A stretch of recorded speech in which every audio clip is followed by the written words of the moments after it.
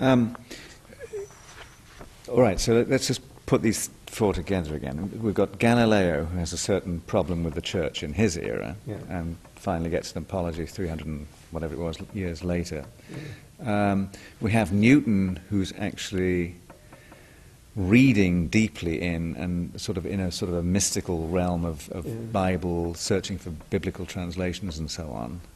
Einstein, who had quite a lot of things to say about religion, and the believing in Spinoza's God of the universe. Who was your fourth one? Darwin, who was originally going into the church.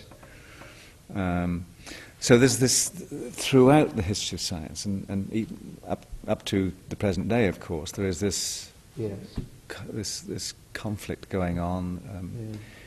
You have written quite extensively on these issues. I have a review that you did of Darwin's Black Box, which is by Michael Behe, who is a proponent of intelligent design. And this is obviously a very harsh review. You obviously don't think that there's much to these things. It says here, with hard work and even the possibility of progress dismissed, Dr. Behe waves his magic wand, discards the scientific method, and launches into his philosopher's stone of universal explanation. It was all designed, presenting the silly, lazy, ignorant, and intellectually abominable view, essentially discarding reason and invoking that first resort of the intellectually challenged, that is, God. He presents what he thinks is the most wondrous of theories, that the only way of achieving complexity is by design. You obviously have some fairly strong opinions about this. Sounds like it, doesn't it? It does, doesn't it? Yeah. And a lot of people, in fact, would agree with on this. What's your current position on all these things? Well, that intelligent design is an abomination. It is it's a representation of intellectual laziness driven by the desire to turn this country and as many other countries as possible into a theocracy.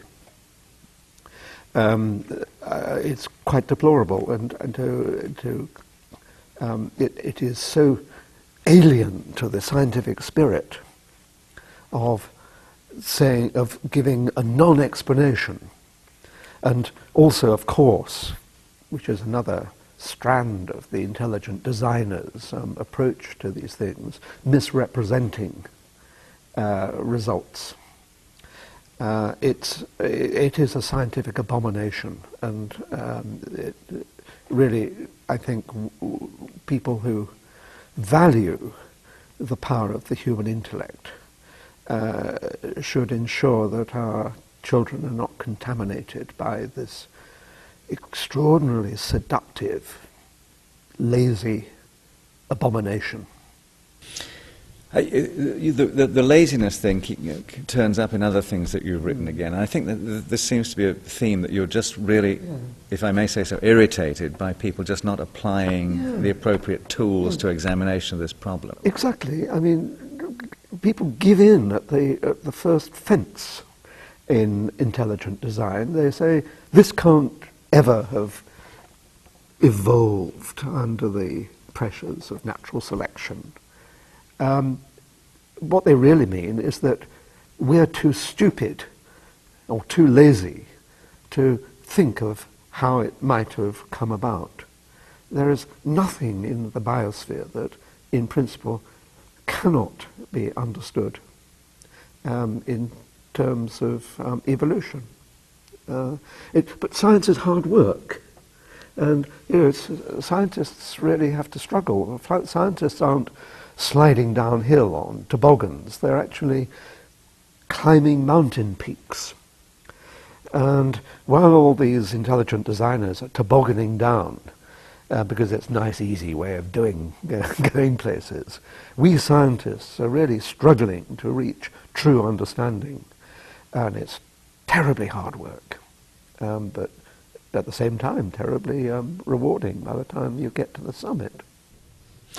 So here's another passage from the there's the Templeton organisation currently has a website where it's a number of people who give their opinions to responses to the question, does the universe have a purpose? And at the end of yours, which you start, and your answer is no. You should say, we should not regard as great the questions that have been invented solely for the sake of eliciting puzzlement. I regard the existence of this extraordinary universe as having a wonderful, awesome grandeur. It hangs there in all its glory, wholly and completely useless. To project onto it our human-inspired notion of purpose would, to my mind, sully and diminish it. Yeah, I wrote that. I'd forgotten I'd written it. I'm glad I did. It sounds rather good the way you read it as well. And I believe every word of it. I think a lot of theology is grappling with phantoms. So theologians have invented this almost self-consistent subject, which has no contact with physical reality at all. And they invent all sorts of questions which they then taunt humanity with. One of them is cosmic purpose. And they say, there must be a purpose. You and your science can't explain it. And typical of theologians, they don't respect the power of the human intellect anyway. And they infer that no one will ever understand it. It is ineffable. God's purpose cannot be discerned. And of course that's, those are fine words, but utterly meaningless. I mean, there's not, why should the thing have a purpose? They've invented this question in order to taunt us. And most of the questions that theology grapples with, like theodicy, problem of evil, are purely invented and for the amusement of theologians.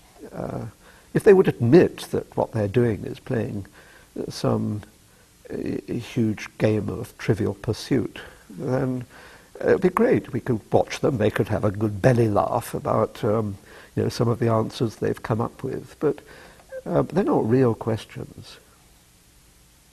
I could, for example, propose that there's a belt of planets between Mars and the Earth, which has no effect upon the orbits of the known planets.